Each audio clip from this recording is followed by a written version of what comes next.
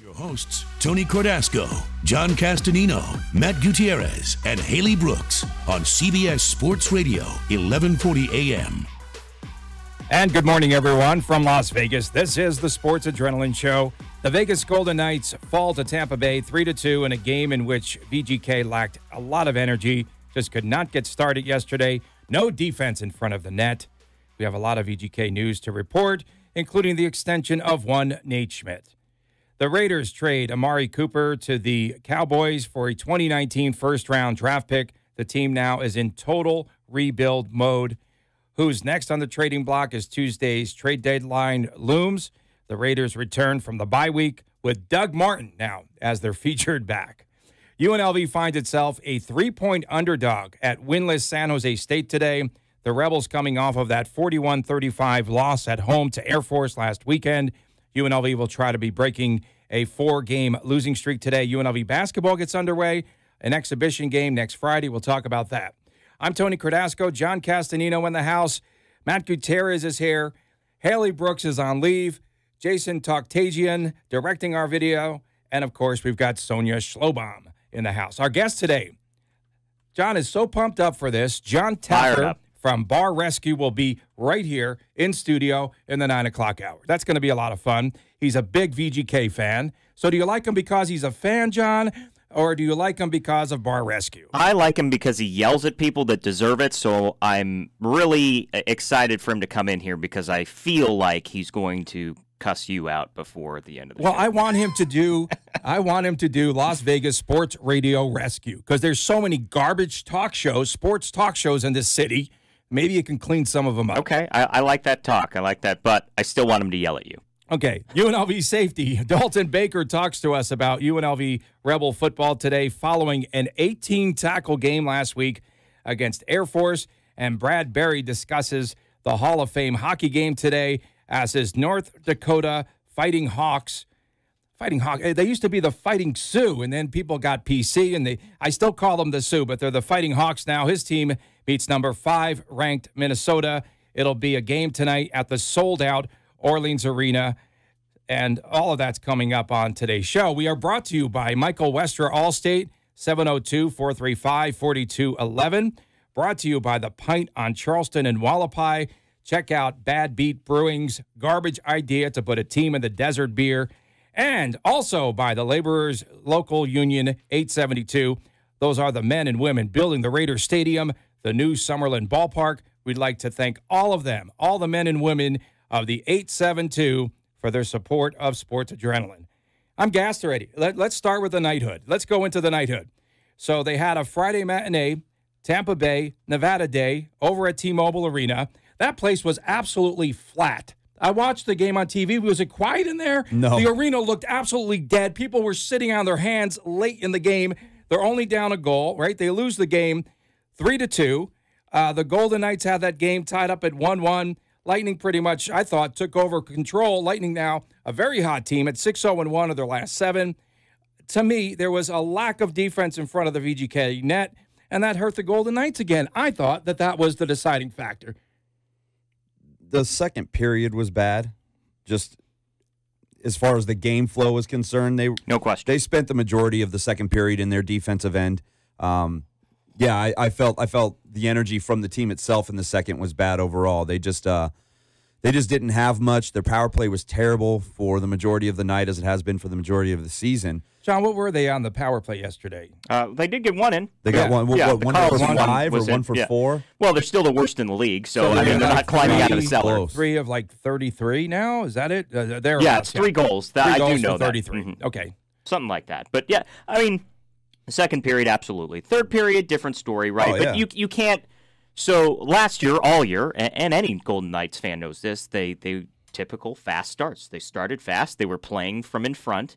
This team, like any team, though, I mean, you're going to play from behind in phases throughout the year, but this team clearly, it struggles a little bit more when it's playing catch-up. I mean, they tie it up 1-1, but then they go behind 2-1, 3-1, and they look slow in that second period. I was really did. disappointed. I mean, because we know this team is better than what it is, but Pacioretty goes down. Marcia Show was late coming out for the start of the third. That was just an equipment issue, according to Gerard Gallant. But, I mean, when you have that kind of flux in game, especially like that, that's tough to deal with, I think. And there's just no consistency here. No panic unless Pacioretty's out for an extended period of time. I guess we're going to find out hopefully a little bit more today, but Gerard Gallant, always close to the vest. He just said yesterday, he said, we will know more today. Day to day, right? Right, which that's probably always what it'll be. He took a shoulder in the jaw. Yeah, he and did. Went off the ice immediately. I didn't like the lineup changes last night. I'm okay with England coming in because he is the veteran on that defensive his bobblehead night. front and his bobblehead night. But I felt Brad Hunt should have stayed in the lineup. I think you could have found a spot for him. He's played really well. And then why was Nosek out of the game? If you want to take Hika out and bring either Carpenter or Lindbergh back in, that's fine. But why are you taking Tomas Nosek out of the game? But why are they forcing Lindbergh back into the lineup? That's good. Or Carpenter, he had a really for that nice matter. screen in front of the net on the Theodore goal. But other than that, he didn't bring any new energy or anything else, I don't think. And then, here's one of the issues I had. So Brady McNabb and Colin Miller just standing in front of the net when that Tyler Johnson goal happened there in the first period. Yeah. They were just standing there. That was a weird play, though. There was a lot of there's a lot of traffic. A lot of traffic. Yep. The puck took a weird rebound off to the side a little bit. Fleury's diving for it. There was just a lot going on, and I think the puck just got lost, honestly. I don't know that's a defensive lap as much as it is. They just couldn't find the puck. The Lightning are really good in the penalty kill. They just allowed their second power play goal yesterday in 37 opportunities when Carlson scored. And how did he score? Off of a one face-off, guys. Yeah, it was impressive. That goal was really impressive. A season plus in, and he's still banging that drum. I have to, for sure. They got that goal. It was 3-2, early in the third period. They have 18 minutes to make it up. I mean, they played like they could have tied this one up, but I was in the locker room after the game, talked with Eric Halla and Shea Theodore. It's a couple minutes of sound here, but let's start with Halla. Really interesting answer to the question. The question was, do you feel like you're getting chances, you're just not putting them in? And Halla makes a reference to last season, how everything was going their way, and it's not so far this year. Good question. You just got to keep going. Chances are always good. It's a good sign. It does feel like last year things were going right, and I've talked about how it's a little bit easier when you're above 500, and then you're slumping a little bit. It's tougher to score, but right now it's happening in the beginning. It could be a positive thing, and I'm sure we'll jump out of it and come out strong.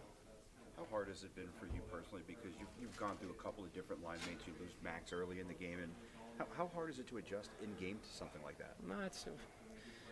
Those are all excuses. I just focus on my game, and overall, myself, the team, we weren't good enough in the first two, and I thought we found our legs, found our game in the third, and that's going to lead to positive things. Yeah, I feel like we're playing well. I feel like when you look at our third period, I felt like we had a strong third period, and we were kind of all over them. Just I think in terms of the bounces, we're not quite getting those bounces going our way.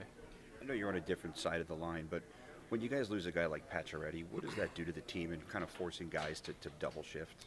Yeah, it's tough. He's a great player. I thought he played really well for us since he's been here. Not sure what the case is, but that's an opportunity for some guys to step up and even get more ice time and try and show coach that they're ready to go. Shea, how does you guys played from behind for most of this game? How does that change your game, or do you feel like it changes your game? Does it put you in a bad spot? Yeah, I think just that's kind of a situational thing throughout the year. You're going to have to try and come from behind and play those tougher minutes where you need to get a goal. And I thought we pushed our pace pretty well in the third, and I thought we played well. So clearly, it's a team, like I said, you're going to play from behind a lot of times this season. It just seems the Golden Knights don't have the mojo. And then Eric Halla, he said maybe this is a good thing. And again, I think once they find their way, listen, you can't make a Stanley Cup final with a bad roster. And the roster's essentially the same this season. So this is a good hockey team. They're just trying to find their way early on this season. It's really the first adversity, besides that short stretch last season where they had a long road trip and didn't really play that well. Outside of that, this team's been really consistent. They played with 5 goalies at one point last season, so they've faced adversity. The problem is they're banged up all over the roster right now with Schmidt being on suspension, and now Pacioretty's out. Stasny's been out since the 3rd game of the season. As soon as he goes out, you get Eakin back. Tuck just got back. There is so much flux within lines 2, 3, and 2 and 3 really. 4's been fine, 1's been fine. There's so much flux in those middle lines with those forwards that they can't get any consistency going right now, and they've just got to get everybody back. Yeah, no question. And so after Pacioretty takes that shoulder to the chin by Braden Colbert, Jonathan Marchessault skating with the second line. So let's say, Pacioretty is out for a while. What sort of shakeup do we see from Gerard Gallant? You're not going to see it from the first line. Marchessault's not going to go to the second line. That's because you're short a forward, so you've got to rotate skaters onto those different lines. There's always going to be an odd man out kind of thing. But you'll see somebody else brought in. You're going to see somebody activated to take that spot. Why not Brandon Peary? You need scoring. I would like to see him. We're fans. I don't know what the deal is. But, you have Nosek, you have Hika. They're still there. Well, yeah, Peary would be, I think ideal because we feel as though he can score. He's been around for a while. He's a veteran. And he keeps not good being defensively, though. And he doesn't play two ways. He doesn't play two ways, but you need that. You need guys that can play 200 feet right now. Well, coming into last season, right, when they drafted their roster that they did, the question was, can they score goals, right? And they did. So now, going back to Tony's point, I hate to reinforce his point, as far as career years and coming back to earth, I mean, that's where you're going to see it, right, is goals on the score sheet. And, I mean, we're seeing it right now. I feel like, Carlson's playing well. Marchessault's playing well.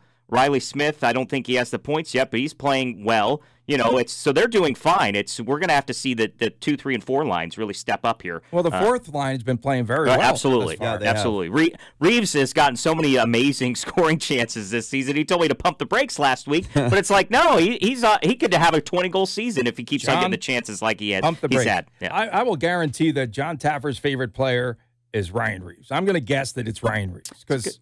Who knew Reeves and Carrier would be so good together on that line? We always thought it would be one or the other on that line. Together, they're great. And they have the most hits in the league. They're killing people right now. They're beating people up. And you don't like that game. You said no goons. Last year you said no goons. They're not gooning. They're playing within the game. Dalton Baker has risen from walk-on to scholarship player to team captain of the UNLV football Rebels. We'll hear what he has to say about this season thus far. Dalton Baker's a goon. And his team as the Rebels take on San Jose State today. Why is he playing at just 7 yards depth as a safety? We'll ask him that. Coming up next on CBS Sports Radio, 1140 a.m.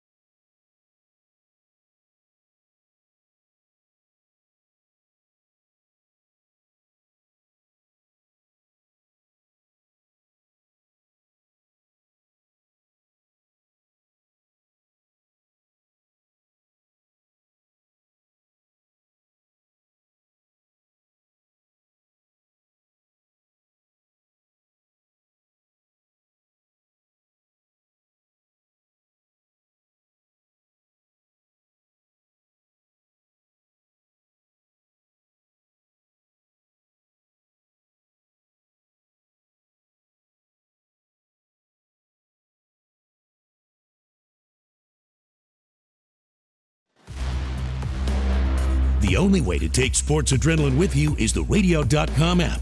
Download it today and search CBS Sports Radio 1140 in Las Vegas and listen to us anytime, anywhere.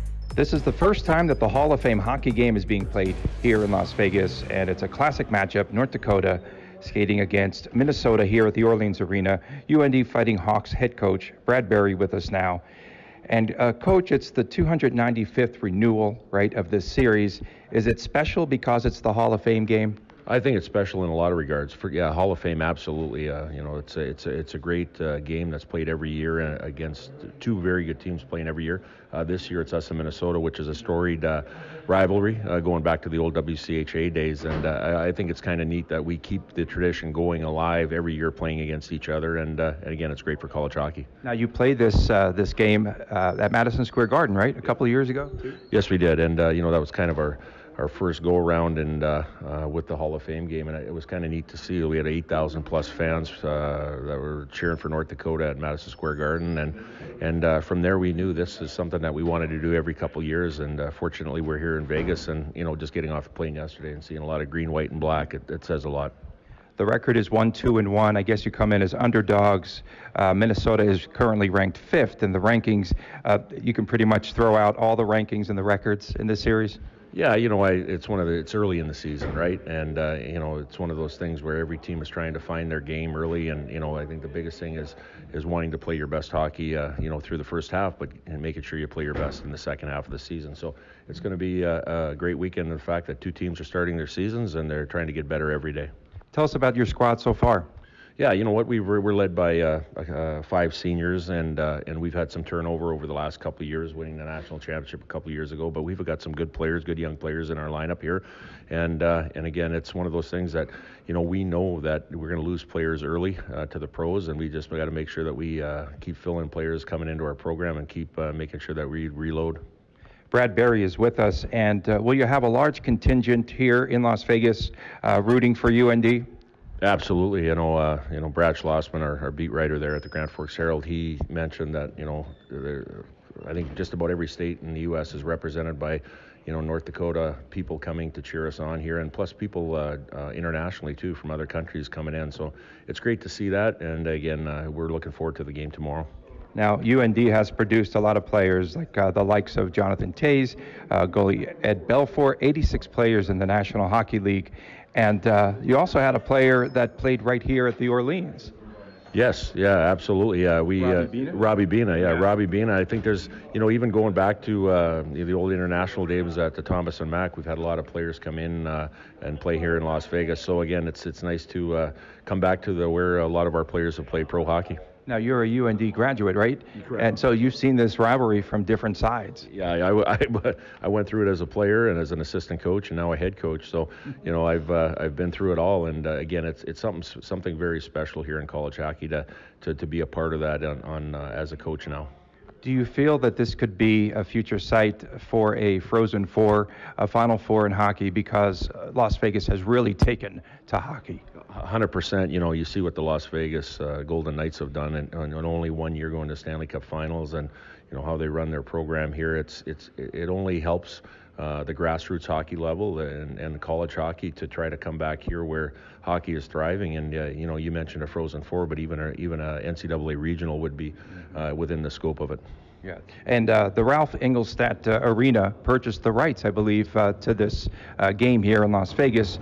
Engelstad, a very popular name here in Vegas, longtime Las Vegas casino owner, and still has a lot of family here. So I'm sure it means a lot to the Engelstad family. Yeah, it very much means a lot to them, and it's our way of paying back, coming to Las Vegas and playing in front of their family. And we're very humbled and honored to have their family be part of our family, because they've been a big part of our success and our growth. Do you feel that your team is coming out of an early season slump, or a slump per se, where Cole Smith, I know the forward, scored for the first time in 15 games. Zach Yan had an 18-game slump, and now I think you're starting to come out of it, starting to feel that? Yeah, our guys, like I told you before, we're getting better every day in practice and in our games, and that's what we want to do. And those two guys that you mentioned are young players that are upperclassmen now. They're juniors, and they're guys that have learned over the first couple years of what we do, and now they're reaping the rewards of working hard and being elder statesmen of our team. Now, your team, your program leads the nation in attendance, 11,000 plus per game. What is that like? Well, again, it's, we kind of attribute it to, like in the NFL, like the Green Bay Packers of hockey.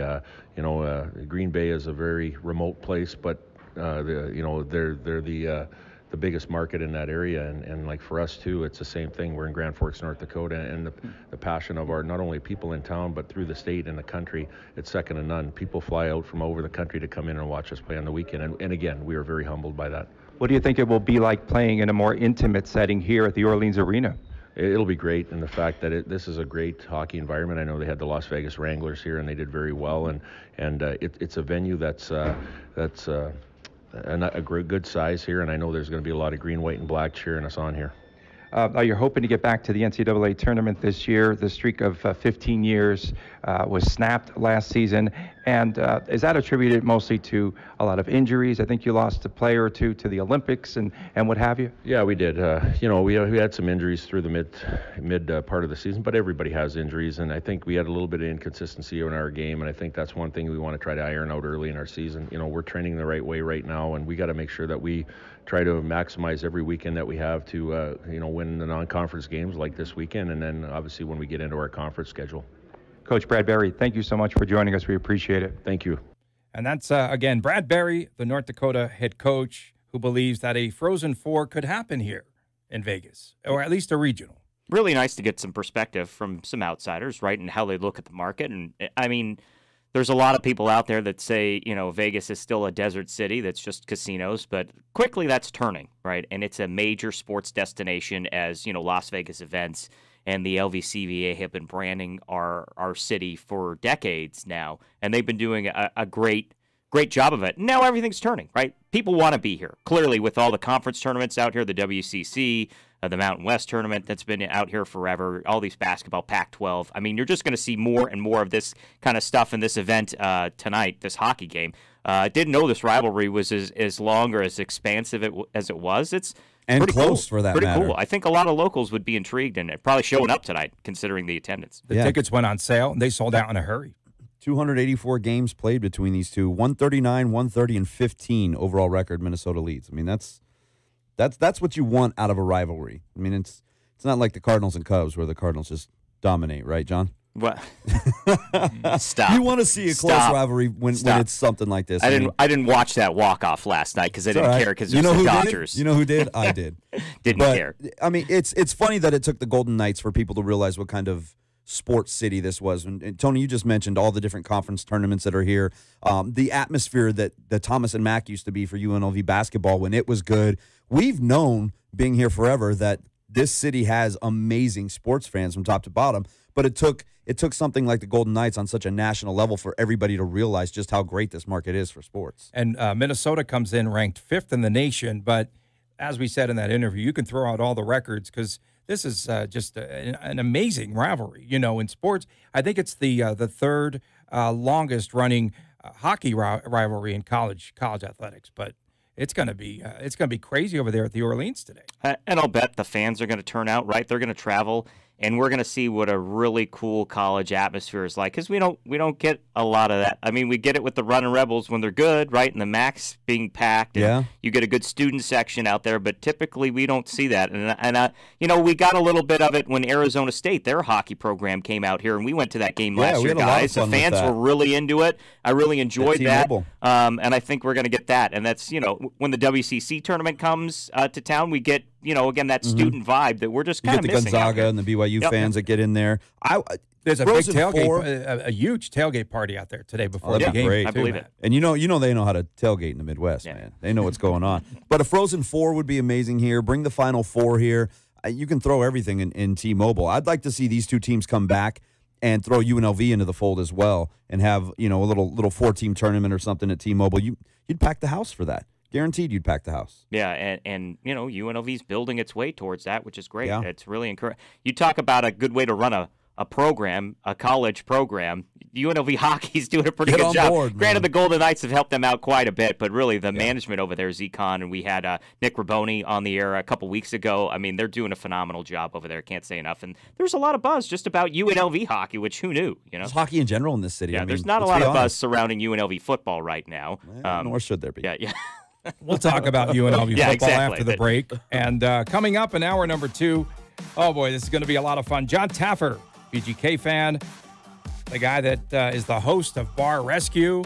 Over 160 episodes now, deep in 6 years. John has them all memorized. Shut it down. All right. Stay tuned. Much are on the way on CBS Sports Radio, 1140 a.m.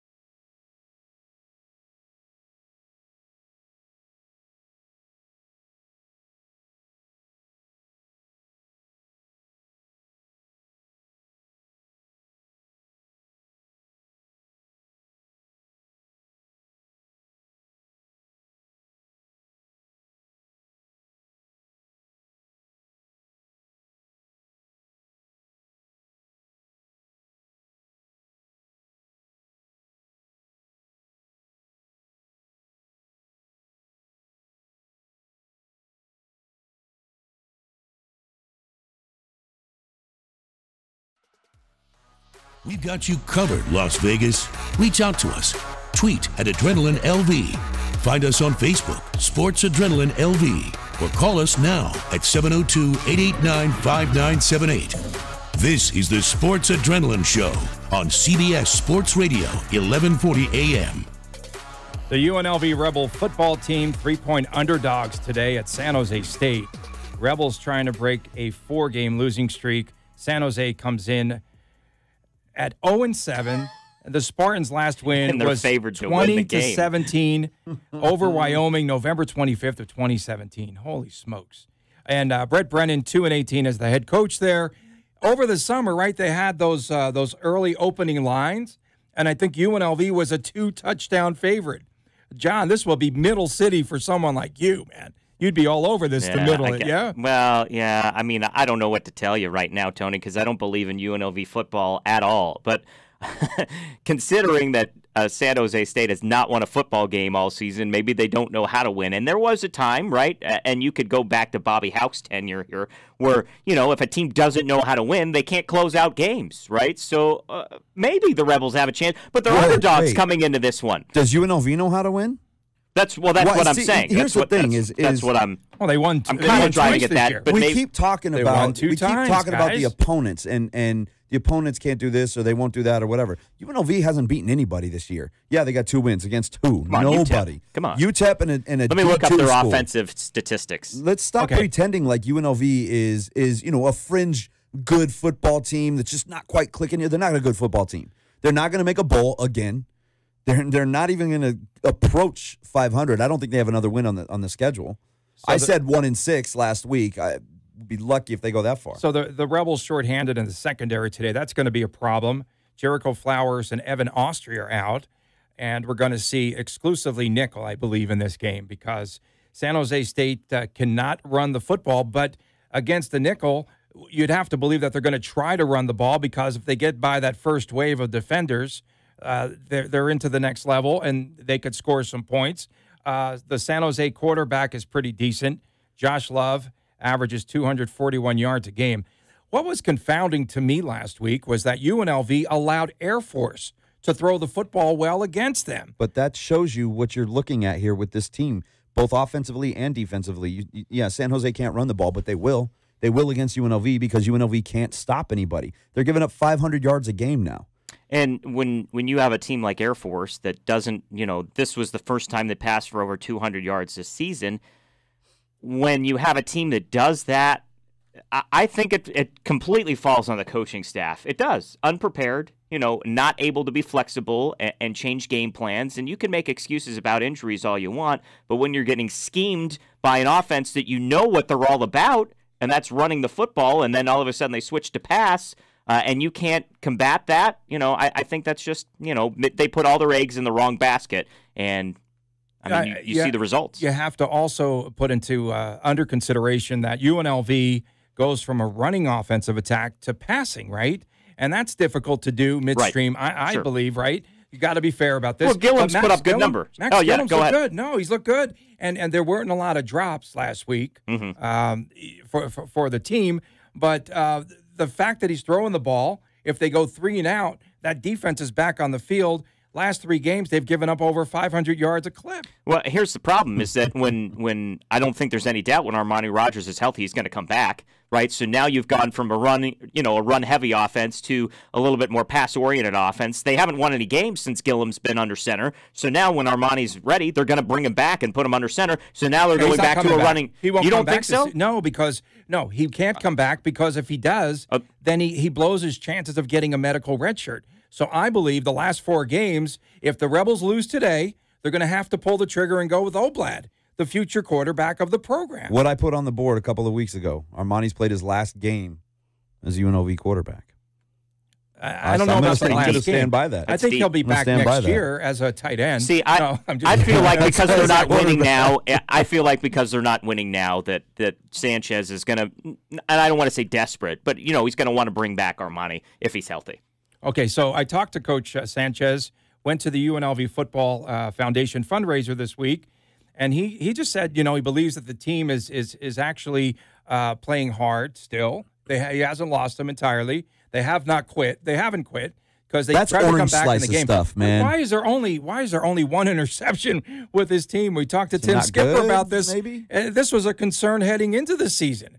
I mean, and then, we talked to Dalton Baker, and he's not playing at the right depth for his safety. So anything over the top is at least a 20-yard gain. They're not good. That's why they only have one interception. Prairie View, A&M, and UTEP. Those are their wins. That's it. All right, so I'm going to change. I had a prediction. Okay. It was UNLV will lose today to San Jose State and beat Fresno. They'll be Fresno. That's the type they're of going to win the team next 2 games. Mark it down. Now, level of confidence on that, I'm going to go with 3%, but I'm going to go ahead and predict it. Here's my stunner. They're going to double their win total. Bowl hopes still alive. Oh, yeah. Get out of here. You want to know my stunner? I think UNLV beats San Diego State. I'll put that on the prediction. San Diego State's going to run for Yeah. 7,000 yards in that game. It's a new NCAA record right there. San Jose State's been very competitive. They lost to Hawaii in 5 overtimes, 44-41. And they lost to, I think it was Colorado State, 42-30. They scored all 30 points in the third quarter of the game, and San Diego State 16-13 last week. That game's coming up today. UNLV is going to need 55 to win this game. Coming up in hour number 2. Take the over. It's at 60. John Taffer, Vegas Golden Knights fan, the host of Bar Rescue. Much, much more is on the way. Stay tuned right here on the Sports Adrenaline Show, CBS Sports Radio, 1140 a.m.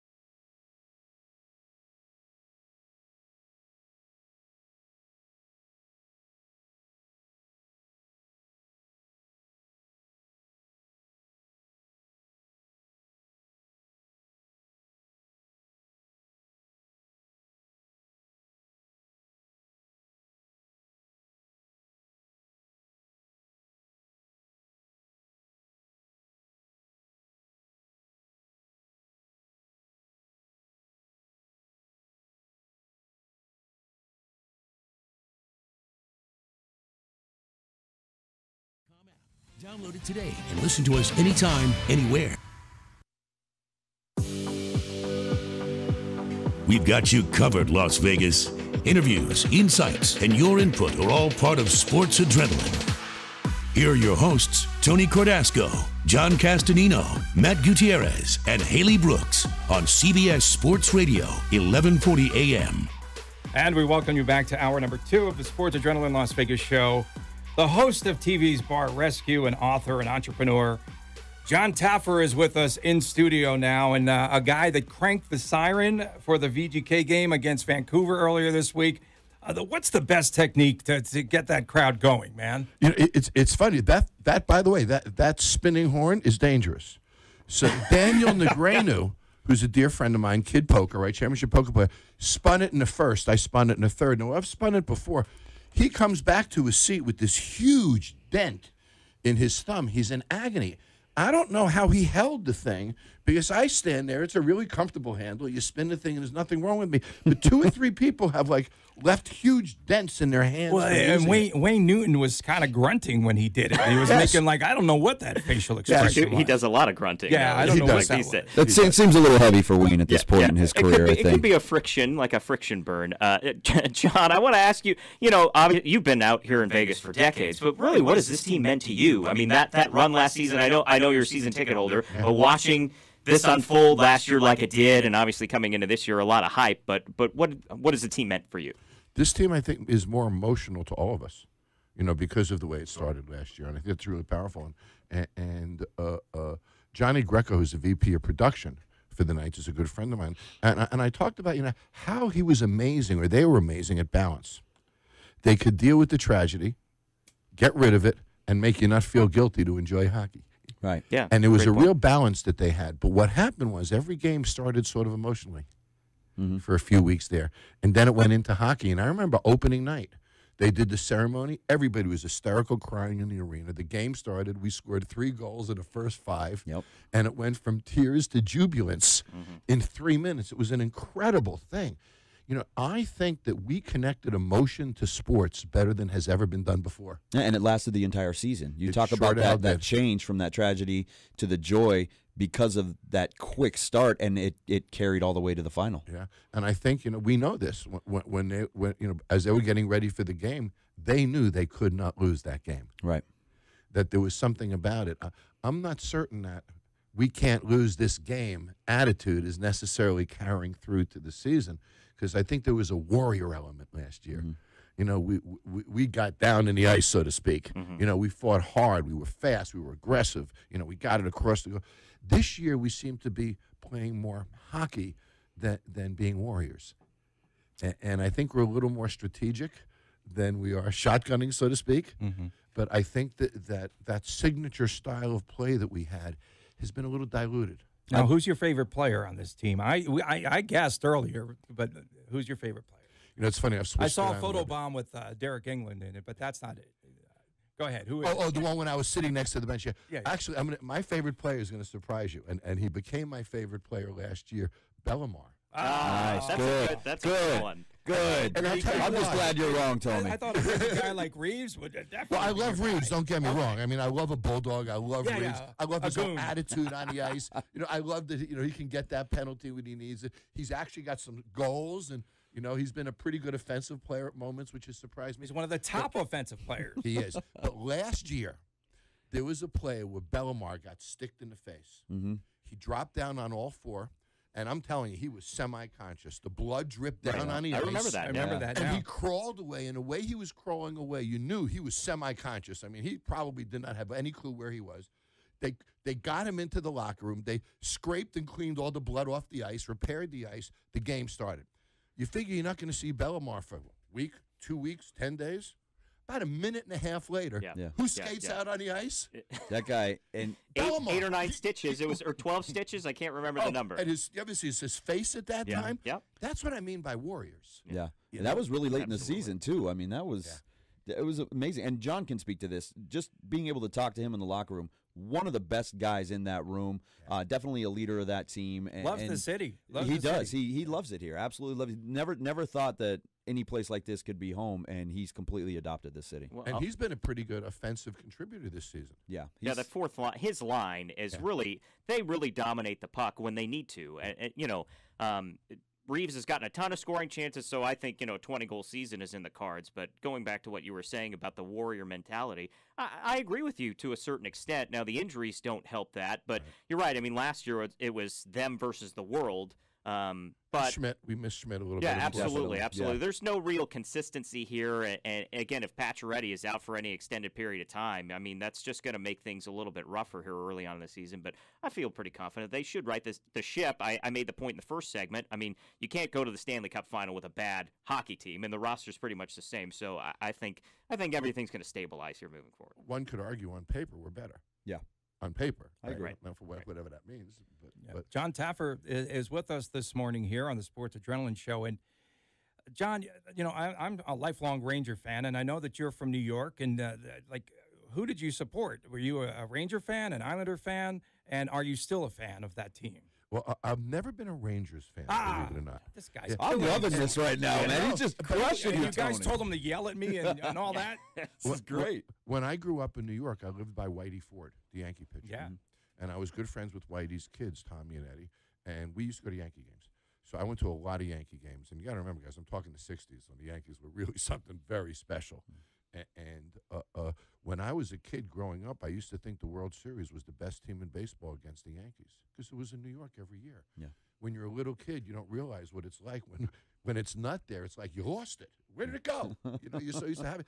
So I was a diehard Yankee fan, and then because I lived on Long Island, we could take the train to Shea Stadium. Mm-hmm. So we used to go to Shea Stadium and watch them lose, of course, because they were awful. On the 7 line.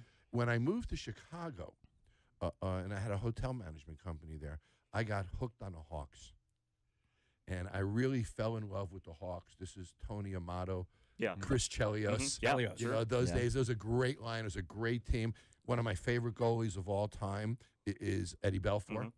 It's a monster. I remember going to a playoff game, and Eddie Belfour had 51 saves in a double overtime game. He was a second Belfour reference on the show. We had the North Dakota coach on today, and we were talking about him. Really? I think he's one of the greatest goalies of all time. I agree. And man, to watch him, no different than a Fleury. He moved and he captured. But the Hawks captured my heart, and I had season tickets to the Hawks. Then when the strike happened, I sort of took a F you kind of an attitude. Yeah. I really got angry at it. And I said, that's it.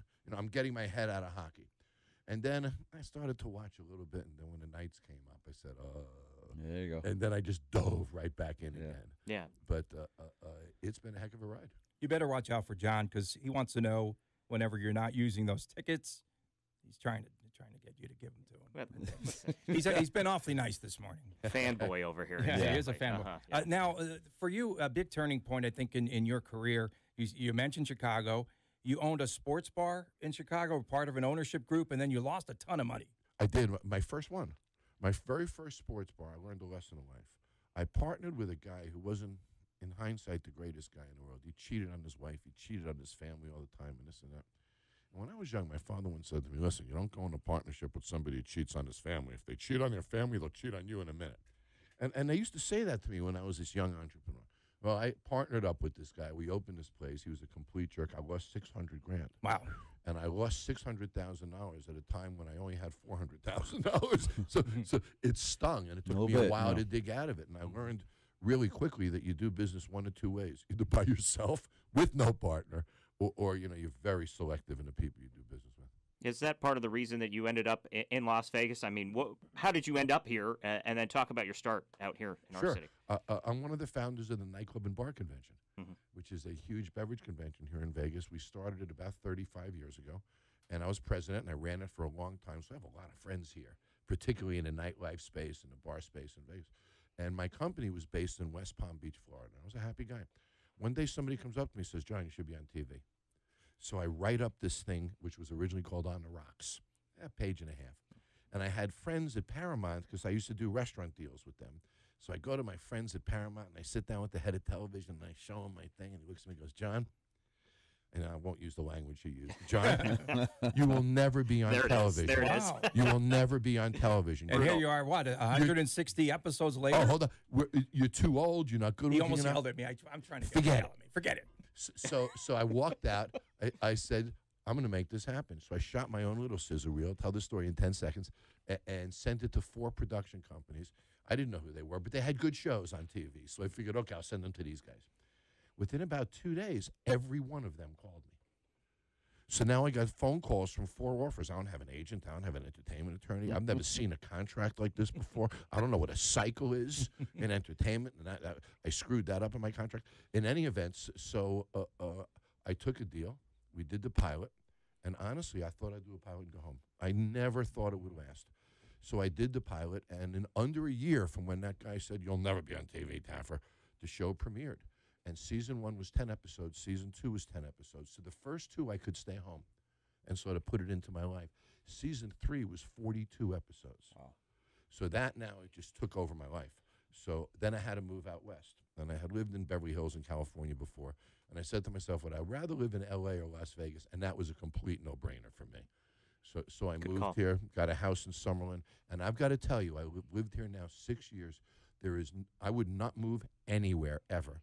And I think that this town has the greatest sense of community of any place I've ever lived.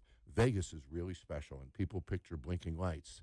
That's not what this town is about. Their neighborhoods and people like us that live here have a very deep connection. It's a very special place. Well, you've got Tony's been here for 40 years. John and I are both natives, born and raised. My grandfather was born and raised here. So we love to hear that kind of stuff, especially coming from the East Coast, because you do get that stigma of it's nothing more than the Strip, and there's people living in hotels and all of that garbage. Right? Well, but try to find a sense of community in a place like New York or Los Angeles or even San Francisco. Mm-hmm. These, even though there's neighborhoods, they don't become communities. People stay apart. They push apart. Right. I think one of the reasons why this city is so special is because we don't really have farming. We don't have industry. We're a hospitality town. Right. We're an entertainment town. And we're all in that same business. Vegas makes people smile. That's what we do. Stay tuned. We have more on the way with John Taffer. We'll talk about Bar Rescue. We'll talk about his book, which we can't say the entire title of the book. Don't BS There's a bleep. Yourself. Yeah, there's a bleep. Don't bleep yourself. Yeah. Okay, stay tuned. Much more on the way. You're listening to the Sports Adrenaline Las Vegas show on CBS Sports Radio, 1140.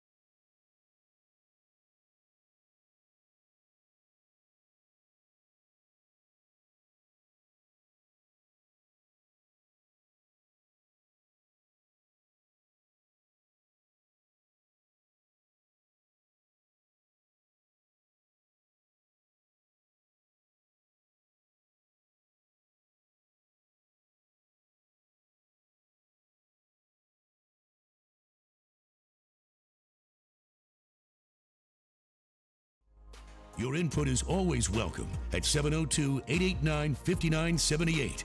You're listening to Sports Adrenaline with Tony Cordasco, John Castanino, Matt Gutierrez, and Haley Brooks. Welcome back on the Sports Adrenaline Las Vegas show. And one of the main reasons why I like John Taffer, something that a lot of people don't know, is that he's the inventor of the NFL Sunday Ticket. That's true. That is absolutely true. This is true. mind-blowing. Is that great? Well, yeah. I had to go deep for that information. This is mind-blowing. I need to get the background. You want the story? Yeah. Okay. So I'll give you the story. So in the earlier 90s, my company was called Innovative Hospitality Concepts. We were in Chicago. We were an operating company, had a bunch of sports bars. And we did consulting work. And we won Sports Bar Operator of the Year that year. And I get a phone call from a company in Herndon, Virginia named ComSat. And ComSat is a company with a several-mile a field of uplink dishes, and they manage all the satellites in the sky. So they manage all the signals. So they do the pay-per-view movie channels, all the direct. So they manage all the satellite technology. They were interested in a program called, at the time, out-of-market sports programming. And they wanted me to do a business feasibility study on could bars buy, for example, here in Vegas, what would I pay for the Dallas signal? What would I pay for the Patriots signal, et cetera? So my job was to do a feasibility study on it. So we did like a 50, 60-page feasibility study. We determined that a bar could pay about $4 a seat. It wasn't a cost of programming. It was a revenue center, a promotion, and all that kind of stuff. And we gave it to them, and this was about a $250,000 document. About a week later, they call us up, and they say, look, this is really great. We want to do this. Tell us what the product looks like. Design the product. While we were designing the product, something happened called compression. And at the time, you needed... to receive 8 games, you needed 8 big analog dishes on a field. This was 25 years ago. That's correct. Compression was invented, which means you could now receive multiple channels on one transponder. So while we were developing this product model, compression happened. That's when the whole premise of multiple games at the same time happened. So my company created the product model about multiple channel programming, everything down to the window decals and the slicks and how to promote it. Wow. All the marketing manuals, promotions, access to the pregame local coaches shows, which they didn't do in a number of things. And we gave them that document, another $250,000 document. I'm telling the story quick. About a week later, they call and say, okay, John, we know it's going to work, what to charge. We know what it looks like. Tell us who we'd sell it to. Then we created a huge list of all the chain operations in the world, all the companies that would buy it. Gave them that. We're finished. Work is done. About 3 weeks later, we get a phone call from the National Football League.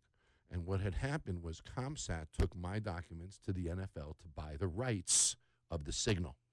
The NFL, in that meeting, after that meeting, determined they'd rather do it themselves. So they took the original product models that we created from the presentation. They created this NFL Enterprises Advisory Board. I went on the advisory board. And all of that work became Sunday Ticket. Wow, that's amazing. Wow.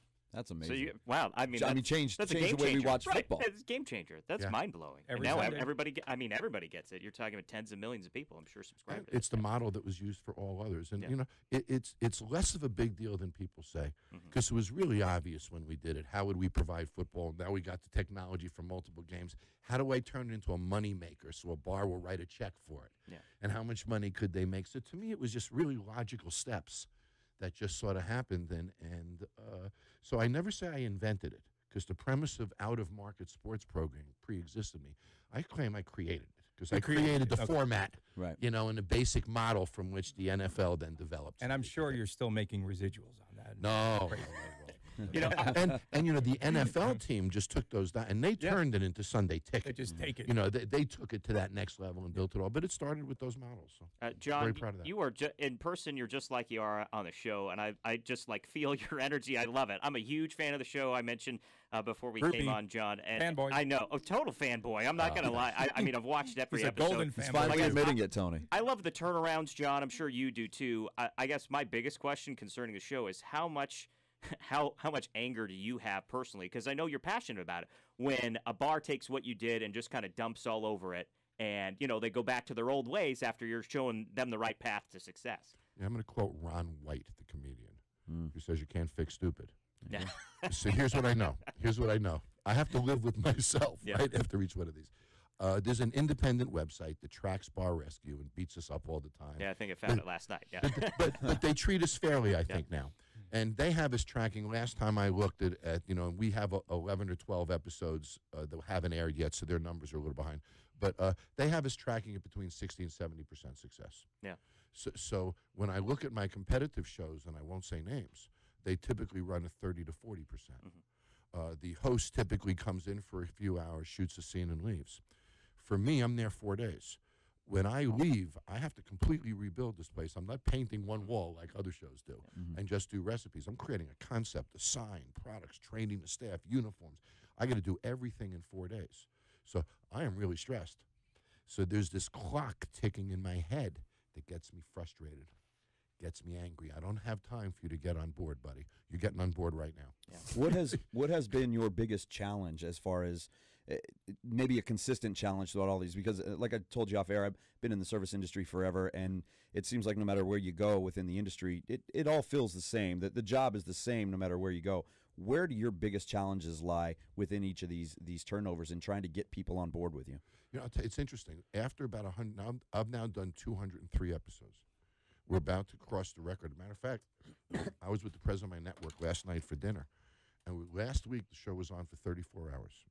It's now on in the mornings from 8 to noon, and then it's on Sunday Marathon. I got to buy it on iTunes. When you do the math, the show's on 600 to 700 times a year. It's the most viewed show on television because no other show's on 600 to 700 times a year. Yeah.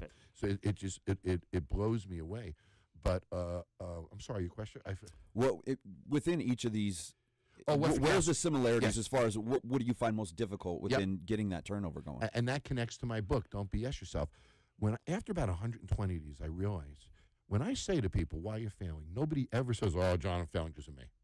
Never. Right. It's always the president's fault, it's Congress' fault. It's not necessary. You'll laugh. It's just a real life, everybody. Everybody else's fault, not mine. Yeah. You see, you'll love this. I had a bar owner in Michigan tell me that he was failing because of the euro in Greece. I swear. What? So the excuses that they come up with, it's the weather, it's construction, it's the mayor, it's the this, it's the that, it's the competition. I realized about 120 episodes in, wait a minute, I found it. Excuses are the common denominator of failure. And then I said, okay, what is an excuse? An excuse is nothing but a reconciliation of you screwing up. Let me give you an example. Either you did something you shouldn't have, you didn't do something you should have, or you messed up, or you'd never use the excuse. So an excuse is this internal thing that we do that makes us feel good about screwing up. Yeah, man. So that's a great way to put it. But that's what happens. Yeah. And we cuddle up that night with that excuse and we go to sleep. So to me, the common denominator of failure that I see in hospitality is this premise of excuses. And they paralyze us. This excuse of fear is a great one. Oh, I'm not scared about it. You're scared of something millions of people have already done. Come on. Right. Yeah. We're not standing on the edge of a cliff here. I love that one. I love ego. There's another big one. You ever notice the guy with the biggest ego is the thinnest wallet? Right? There's some kind of connection there. And the guy that yells the most, that yells the most in the sports book, John. Yeah.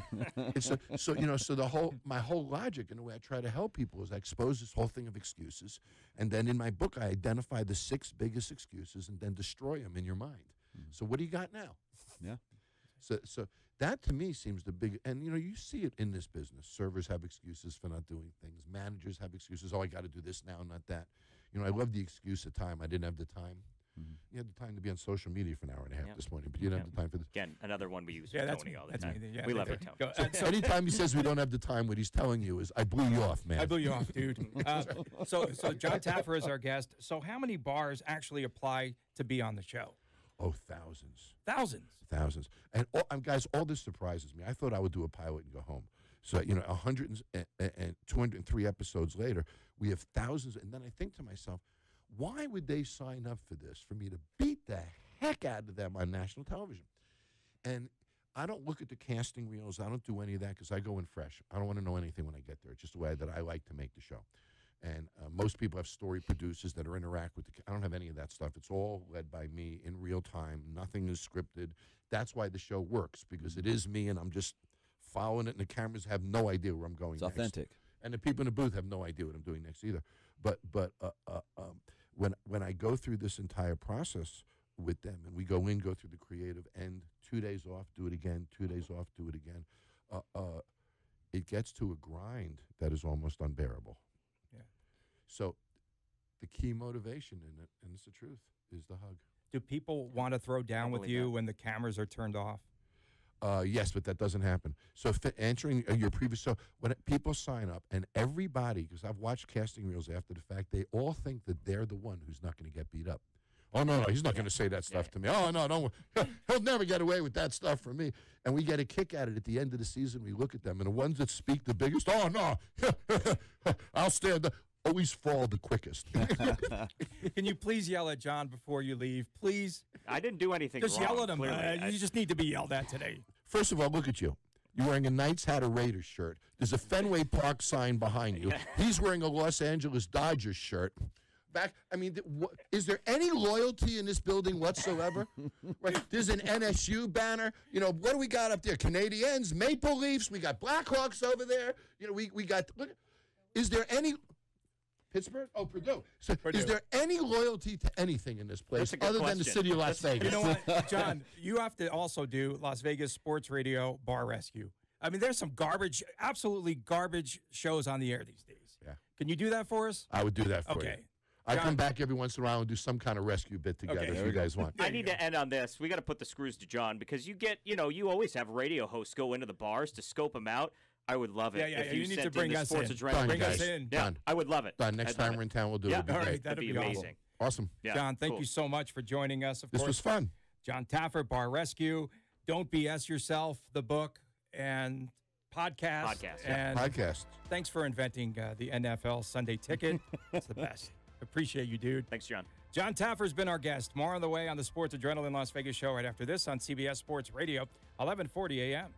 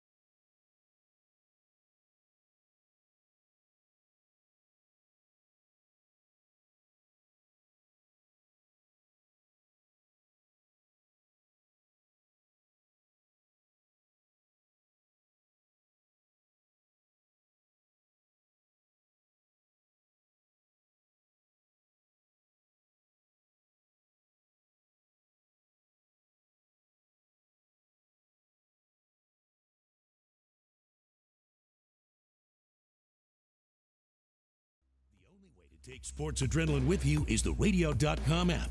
Download it today and search CBS Sports Radio 1140 in Las Vegas and listen to us anytime, anywhere. Thank you so much to John Taffer. That was great radio there, actually. That was fun.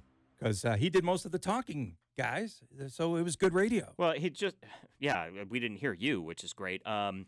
He's just like he is on the show, though. Very passionate. I mean, you could see it. The way he talked about the Golden Knights, the way he talked about rescuing these bars. Like, it's not an act when he goes into these places to turn them around. Again, I'm a massive fan of the show, and if you've never caught it, I think it's the Paramount Network that airs it.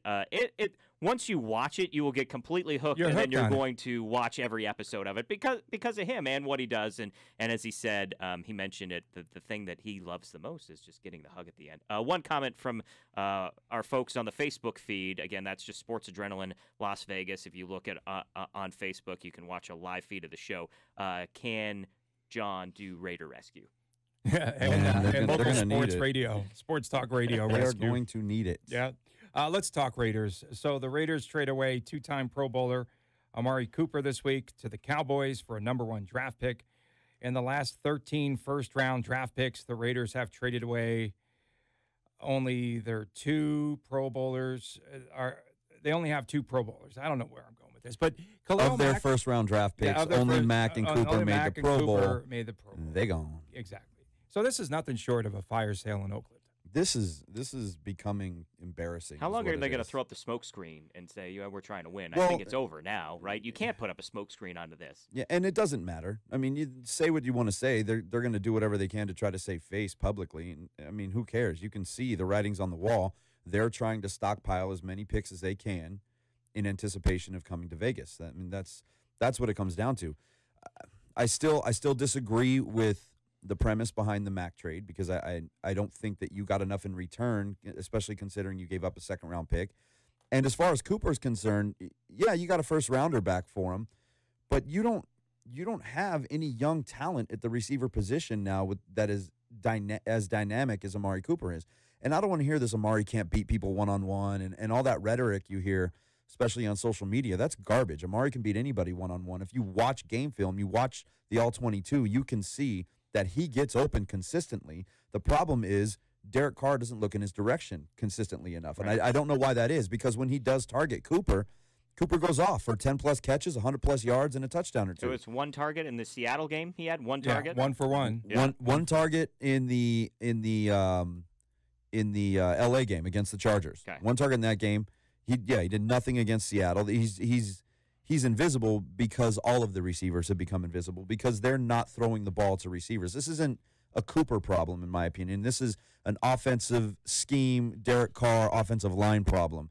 And while a receiver does not make or break a team, it's hard to see how this team is going to build when they don't have any building blocks. Yeah. They're going to have to hit on all of these draft picks to make all of this worthwhile. Otherwise, I mean, if they continue to draft the way they have in the last 10 years, it's going to be bad for the next 7-8 years to come. They're going to get Ed Oliver. It's been on the prediction board for almost 2 months now. How many wins is that worth, Tony? They need way more than Ed Oliver.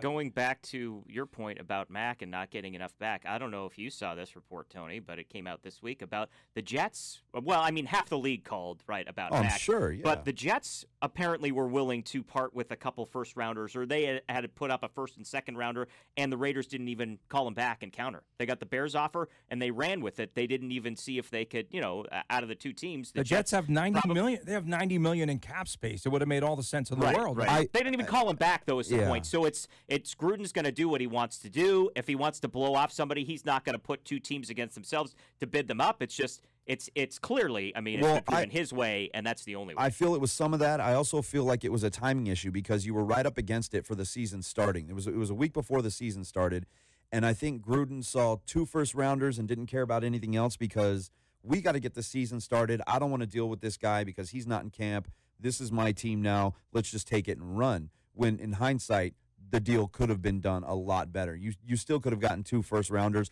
without having to give up a second-rounder for him. The problem is, though, is you talk about all the holes on this team. You created more holes. Now you have to go find a top receiver. You have to go find a top running back. You have to go find a top D end. There are so many holes on this team that 5 first-round draft picks are not going to solve. Everybody assumes that now they have 5 first-round draft picks. They're going to be 1 through 3 in 2019 and 1 and 2 in 2020. That's not the way it works. These can be spread out throughout the entire first round. You have no idea who's going to be there when you pick. And what I was saying before we came on here this morning, so you don't think there's any chance that the Raiders trade any of these first-rounders to get more pieces down the road? I mean, I would think that's a lot of bargaining power that they're going to have. Not that there's not a chance, but then what good was it to trade guys that are first-round caliber to collect a couple of 2s or 3s to trade down? I feel like you come out on the short end on that, unless, again, you are able to hit on every single draft pick. If you trade one of these mid-round or mid-selection first-round picks and you get a second and a third and you nail that second and third-round pick, then good. You came out on top. But it's not every season that a Maurice Hurst falls down to the 5th round, and you can pick a guy like that. They do have what my favorite F word is, flexible. They have flexibility, right? A Taffer's favorite F word might be something else, but flexible. They have flexibility, do they? which a lot of teams don't. What do you mean? With 5 first-round picks, that provides some flexibility in the draft. Yes and no, because you're looking at what's most likely going to be a 1-15, 2-14 team. Ugh. That is a bad roster that needs a lot of work. And you can talk about being able to sign free agents and things like that, but they're not coming in 2019 because, A, you don't know where they're going to play. B, this is an absolute dumpster fire.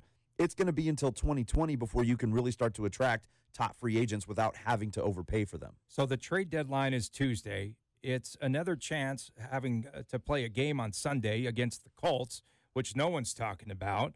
It's a chance for John Gruden and for Reggie McKenzie, I think, to evaluate the team and also to showcase players that might get some added value, like Carl Joseph, Gary Conley. That's an interesting one. Is he on the block? Is anyone safe on this team? They need defensive secondary help big time. They need secondary help as much as anything else on that team. Connolly has proven that he can cover. He's getting lost in schemes a little bit, but let's be honest, he hasn't been on the field. Put him out on the field. Your season's already lost. Let this kid play. You should not be trading a guy like that who's shown potential to be a top corner in this league. Here's a big hypothetical. Somebody just threw this as a comment on Facebook, right? What about Marshawn Lynch done for the season? Could be done for his career. He's not coming back. There's no way he plays for the Raiders Bell again. traded to the Raiders. Jets. The Jets are going to go after Le'Veon Bell, Heavy. marquee running back. He's you got can to build sign your first. offense Yeah, around that. that's the thing is he's But they've got cap a space free to agent. do it, right? They have it, but does he want to say he's a free agent after the season? Mm-hmm. As long as he comes back by week 10, he fulfills his contract. He does, and he will be a free agent. Right? Can't you work out a long-term deal? I don't know. I don't if know. That's the way Can that you? works. Does Le'Veon Bell want to play for the Raiders? I don't know if it's like George McPhee working out that Max Pacioretty contract before he gets traded over. Look, for it's Montreal, it's a great hypothetical, and I think Le'Veon Bell would be a great addition to the team. But does he want to play for the Raiders? I mean, that's the biggest question. This isn't a trade where a guy I'd rather pay the money left. to Le'Veon Bell than to, again, Khalil Mack. As much as they both deserve it, Bell has a long track record of gaining yards and scoring touchdowns, which wins football games. And a shorter shelf life.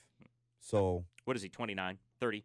No, he's 27? I don't think he's that old yet. He's in his later 20s. But just in general, running back has a shorter shelf life. That's just the nature of the position. What's amazing is Cooper is 23, 24? Oh, he's a kid. And he's still going to grow a lot he's more. He's only in his 4th season. I think it's a good trade for both sides. And then I also like to see Marcel Aitman, who we forgot about because he's been stuck on the practice squad. He's been on the practice squad. He had a really good preseason. He was one of the top preseason receivers in the game. I think he's going to emerge. Completely different receiver than Cooper, though. Yeah. He's not a quick guy. He's not a separation guy. He's a good route runner with good hands. He's a bigger body, but he's not a blow by a secondary kind of guy. But he can be a good receiver. Get the ball to this kid.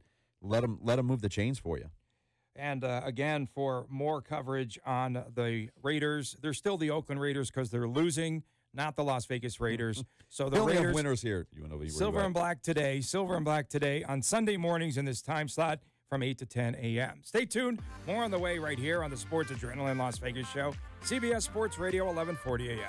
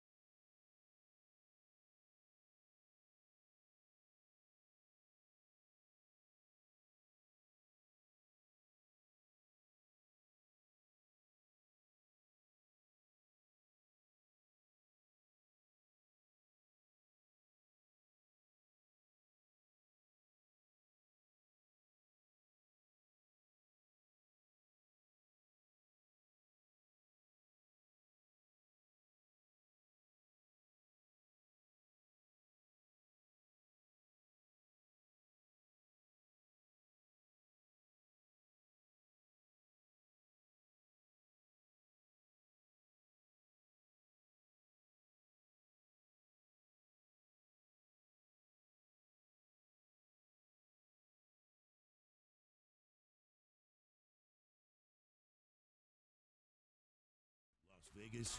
Reach out to us. Tweet at Adrenaline LV. Find us on Facebook, Sports Adrenaline LV, or call us now at 702-889-5978. This is the Sports Adrenaline Show on CBS Sports Radio, 1140 AM. Are the Raiders even playing this week? I mean, we didn't even talk about the game. So they play the Colts and then play the Colts. And then the Niners? Thursday night in San Fran against, or wherever they play, Santa Clara, San Jose, whatever it is, against the 49ers. It's a 1-1 week. 0-2. 0-2. They're going to lose both of those games. They could beat the Niners. It's going to be fierce. They're 49ers can score. As bad as that team is, they can score. The Raiders cannot do that. They cannot score. How are they going to beat that team? What adjustments do you think that Gruden and company are going to make after the bye week? Because they could come out with an entirely different look. They have an entirely different team now. I have no idea. Yeah. You're still banged up on the offensive line.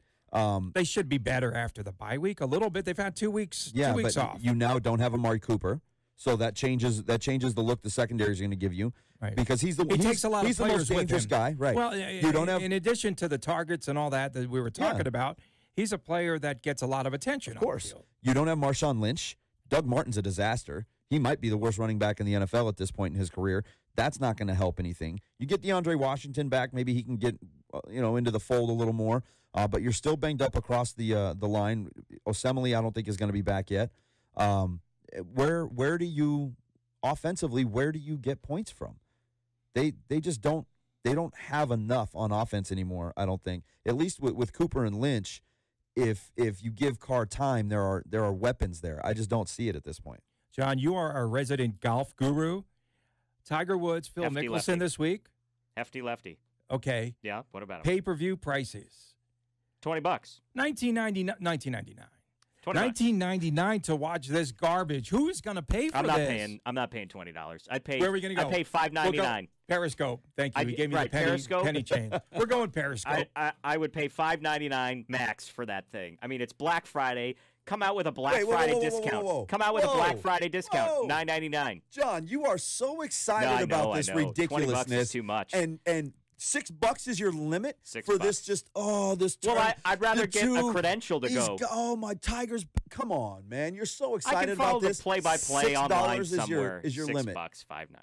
Wow! I'm not spending $20. That tells you exactly what this is. I'm excited to see it, but I'll watch the highlights somewhere else. So excited you won't even throw down a 10 spot. No, you won't even go that high. 10, I would push.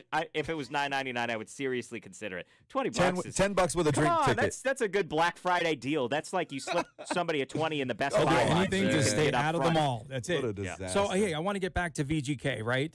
The JT Miller goal. I'm surprised that you guys aren't whining still, being the Golden fanboys that you are. They used an iPad. to review the play. Yes, but they could not overturn the play. They couldn't overturn it. Yes, you can. That's the whole point of replay. They spent about 2.5, 3 minutes reviewing it. I thought they did an excellent job reviewing it.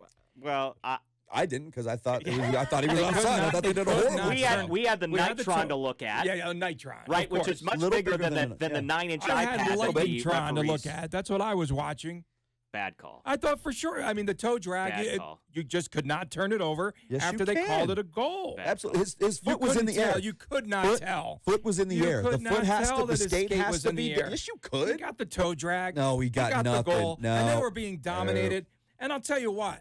McNabb is a better player without his hockey stick than he is with his stick. I don't know about that because. Oh, my goodness. Well, let's talk about that. He picked it up and the Lightning scored.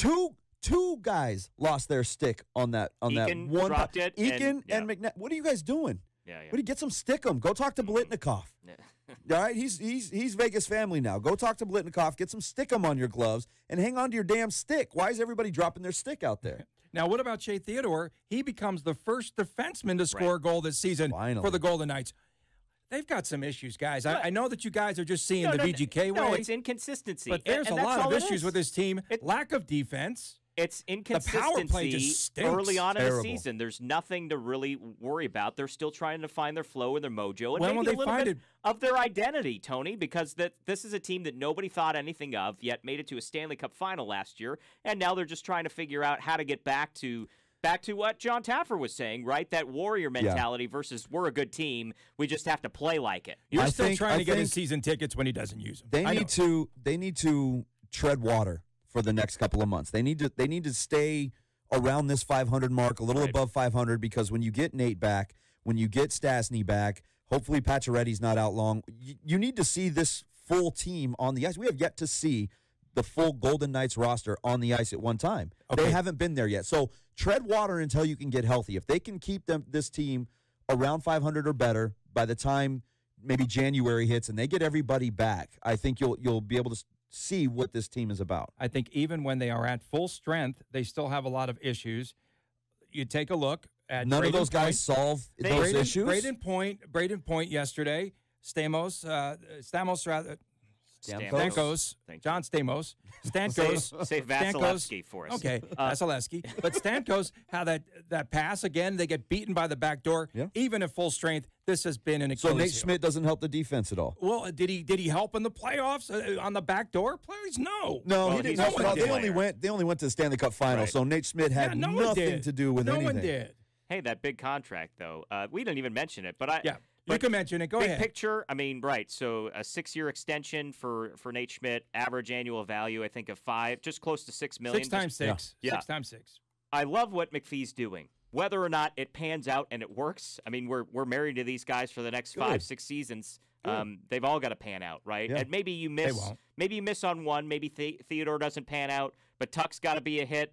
Pacioretty and Stastny have got to be a hit, and I think defensively especially, you've got to have Nate Schmidt be a hit for this thing to work out. You locked up a lot of youth on this team. Yeah, That's what you did. You locked up a lot of youth. 12 players under the age of 30 are locked to multi-year deals, which I think could be very dangerous. I'm still going to stick to that. It could be really good. It's a great risk. It could be great, too. Like I said to someone on Twitter this week, this isn't the 79 through 84 Islanders that you're locking down here. But he locked up players in Washington, and look what that did for them.